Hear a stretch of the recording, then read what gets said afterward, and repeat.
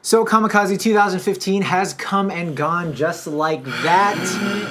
This is the Total Recon here from the Totl podcast. My name is Marlon, and I have here with me Andy. Andy too. You wish. All right, Ronald. Guys, Comikaze was bigger this year. Yes. 76,000 people. We have about a 20% increase based on the statistics that I just made up. Just kidding. That was sent in an email, in a thankful email from Comikaze. And what were some of the things that you actually liked, Andy? You know what? We actually got a chance to do more panels this year. I know we spent all 3 days, so when you have more time, you get to enjoy more panels. There was a Geek Wars panel with Tony B. Kim. That you were on. Yes, surprisingly I was on. That was great. Shout out to Tony. It was a fun panel. Thank you, Tony. Disney had a great panel that they were putting out, which I really dig the Disney influence in the cons now. As well as the Batman. Battle of the Batmans. Battle of the Batman's panel. I love that one so much. That was like the coolest. So essentially what it was, a panel of Batman experts getting together, discussing the reasons why a certain Batman era was the best. Yeah, throughout the 76 years that Batman has been out. Yeah, and the fans, I mean, the crowd, the room was packed. The crowd loved it. It was so much fun. It was a great discussion. We got a chance to interview some of the panelists too, so we'll be seeing that coming up. Yep. But just there was so much variety in the panels. No matter what you were into, you could find something to do. Yep, a lot of panels, a lot of good places to get your nerd education on. Ronald, what about you? This was my first tiptoe into the world of cosplay. Yeah. Cosplay. I did a light cosplay that would only make sense together with Josh and Felicity, because she was so spot on as Claire. Yeah, she was I good. swear that whole day I kept thinking in my head, Claire, no, you're not Claire. But no, they were super awesome as Owen and Claire from Jurassic World. So I played one of the guys that's in the control room. That was actually pretty genius. But it was last minute put together. It was so much fun. People taking pictures. So I really felt part of the thing. So much fun. So now I'm inspired to kind of step it up and do a real thing for next year, hopefully. And it's an amazing thing to cosplay. I can't explain it. It's just a lot of fun. Yeah. What did you think of the cosplay at the con? I loved it. It's super professional. I love the guy in the Hulkbuster costume, working mechanics and lights, and it was just amazing. Oh, I didn't see that. Yeah, he was around, but it was only my favorite cosplay, I think, though, was the female version of Immortan Joe from Mad Max. Oh, yeah. That was pretty awesome. That was sick. The hair and everything. I remember when we were watching Mad Max, we were like, this could be so much cosplay coming out of this movie. And there was. And everybody has done it justice pretty much so far. I like how with this year, there was the Halloween cosplay ball. At Saturday night, which was on Halloween, so it was pretty cool. I mean, if you were a badge holder, you pretty much got in for free, so you had something to do on Halloween night.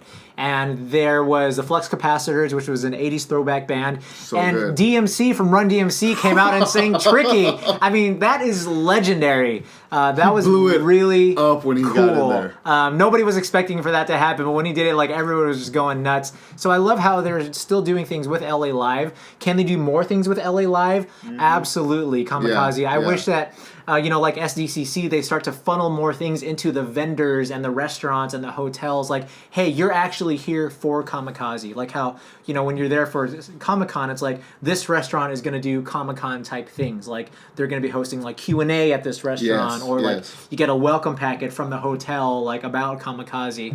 Though you're getting Comikaze rates, which are great.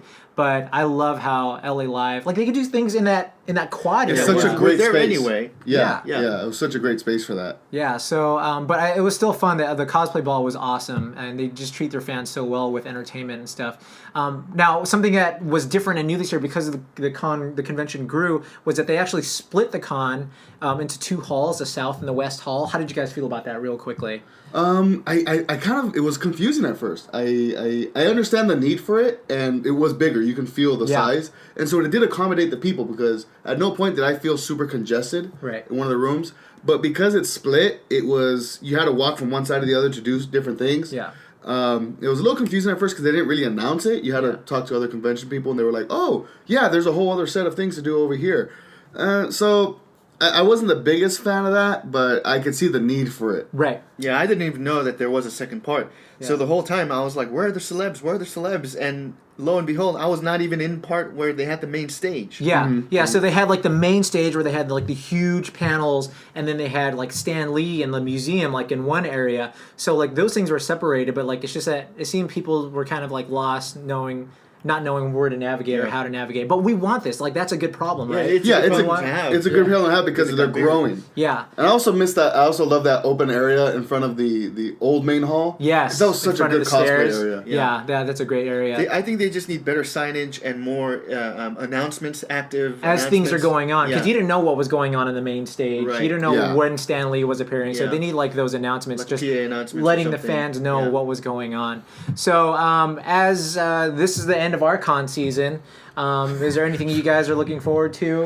A rest. Okay, a good rest. Cosplay, like you said. The con fog is just it's so hard right now. Yeah, so stay tuned for our interviews coming up from people from the panel. We have a lot of good panel interviews. We have cosplay interviews that are coming up as well. All of that can be found on totlpodcast.com. That is TOTL podcast.com. And also check us out on our social media. And we will see you at the next Glenn is convention. alive! Oh gosh. He's dead. No, he's not. Okay, wait. We got to go to our system. Okay, if you were to rate this con from Aquaman to Superman, Justice League, Superman being the best, Aquaman being. So what would you rate this convention? I give it a really solid, and I mean a really solid Batman. Okay, Batman. Clark Kent. Okay, yeah. Superman. Same thing. Superman. Kamikaze is my favorite con. It is. Hands down. LA's it's con. amazing. The end.